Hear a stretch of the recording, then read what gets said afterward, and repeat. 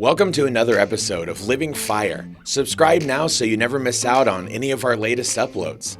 Let's get into the video. The trend of lying flat, or tang ping, has been subtly thwarting government policies at a time when young people are increasingly feeling that the general progress of the country is taking away from their own personal advancements. Chinese youth have taken to protesting against the culture of being overworked and underpaid with a new form of resistance, one that has steadily gained momentum on the country's social media and microblogging sites. And this is known as the tang ping, or lying flat movement, an almost monastic approach towards jobs and employment in a work culture defined by longer hours, excessive ambition, and few rewards. The concept is being described as a spiritual movement with which the youth of the country can free itself from being a cog in capitalist machinery.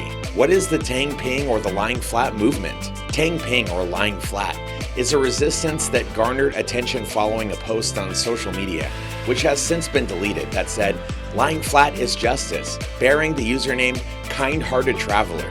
The person who created this post described his experience of living off of 200 yuan, or $31 per month, with 2 meals a day, without working for a couple of years, a phenomenon that enhanced his physical and mental freedom.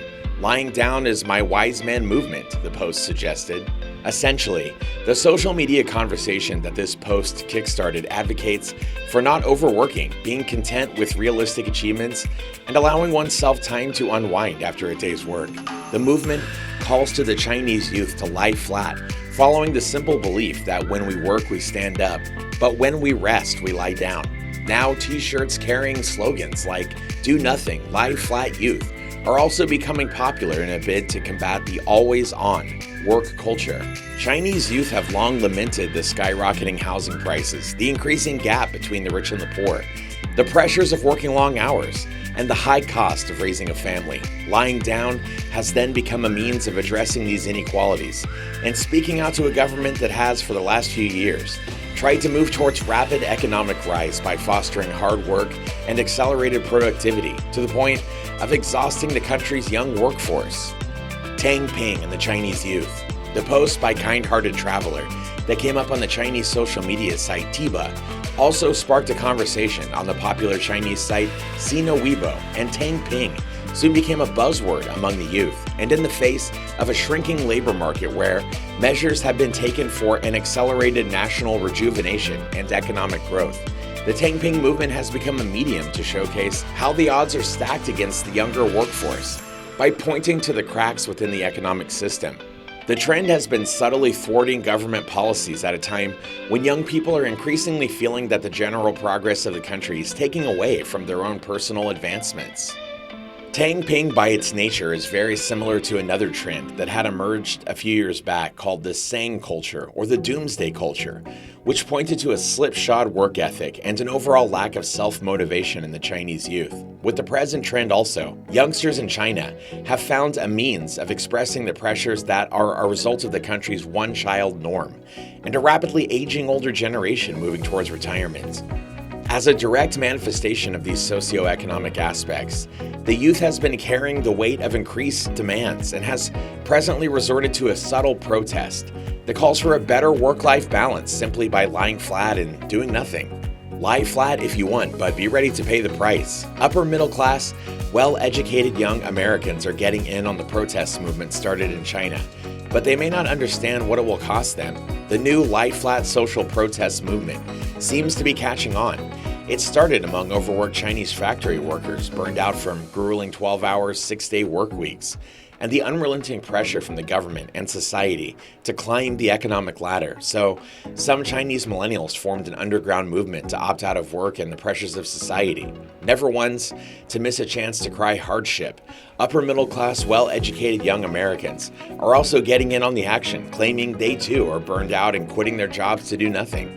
What this trend will mean for China is unclear, but Americans who choose to lay down in lieu of work may end up worse off than they think. Right now, it's hard to know exactly how many Americans are lying flat. The labor market is behaving strangely. Quit rates are at their highest level in more than 20 years.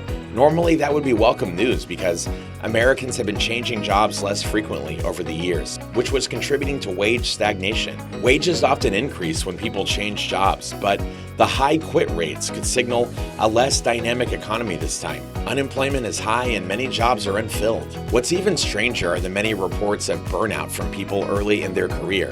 High-power track jobs like banking and law are scrambling to keep their young workers from quitting. According to a survey from the New York Fed from July, 2.3% of Americans under 45 are planning on leaving the labor force compared to just 0.9% of Americans over 45. There was a time when ambition was admired. Now opting out of a career garners 400,000 likes on Twitter. Some labor economists speculate that many out-of-work Americans are taking their time to find new, better careers. They've been enabled by high unemployment benefits and stimulus payments that left them flush with savings and nowhere to spend it. There are also many anecdotal stories of Americans of all income and skill levels taking time to rethink their relationship to work. Not all are lying flat. Some are taking this time to learn new skills that will launch a better career with higher pay and upward mobility. Those people may come out of this labor market in a better place, but the ones who are opting out altogether suggests a worrying trend. In some ways, it's surprising to see Americans rising up against the cult of work and disparaging the idea of a career that defines them. True, the pandemic forced people to reassess their lives, and the combination of work and childcare left many exhausted and demoralized. But unlike Chinese factory workers, people in the developed world have never worked so little. One study estimates that between 1965 and 2003, American men gained an extra 6 to 8 hours of leisure time a week. Women gained 4 to 8. And since 2003, leisure time has increased further. Americans may feel overwhelmed, perhaps by modern technology or more family obligations, but they're not actually working harder than previous generations. So why lie flat now? Well, it could be that work is much less pleasant when you don't get to socialize with colleagues. Or perhaps blurring the line between work and home this past year made work feel inescapable. Some realize that hard work is not for them, but that choice is a luxury they may come to regret. And with that, we've reached the end of this video, all about what lying flat is, or tang ping, and whether it's a good idea.